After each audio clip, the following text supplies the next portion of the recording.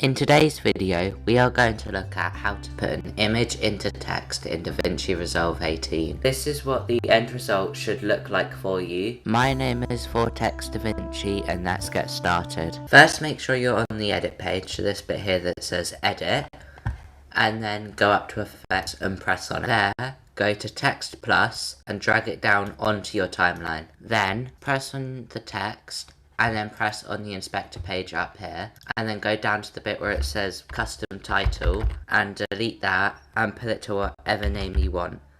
For instance, I'm gonna do DaVinci. Now you will scroll down a bit and come to here where it says semi-bold or regular or just whatever one it is. Make sure to go put it on bold or extra bold and then increase the size so it fills up the screen like this. After you have done that, scroll back up and then go on to where it says shading, press on it, and then go down to where it says solid, image, and gradient. Make sure that you press on image, and then you'll have image source. You've got tool, clip, brush. Make sure to press on clip. And then there's tool, clip, and brush. Make sure that you've got clip pressed. And then you press browse, and then you just pick whatever picture you want. For instance, I've got this. Double tap on it, and then it will show up like this. You did it, yay.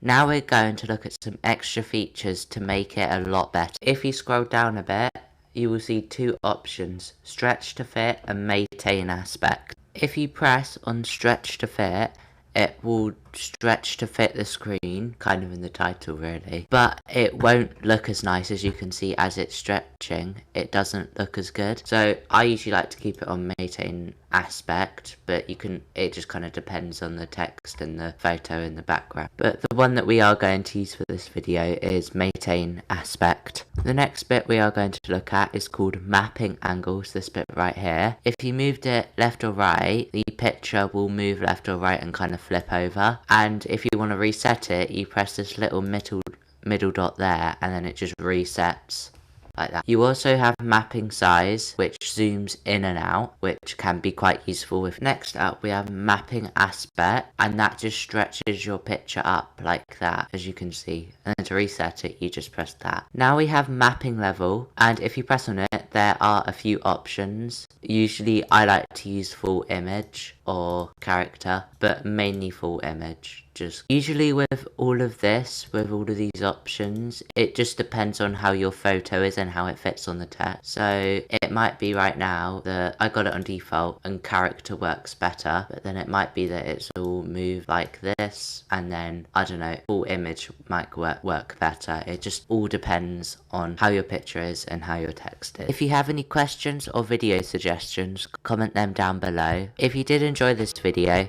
please like and subscribe, and I may see you in the next one. Bye!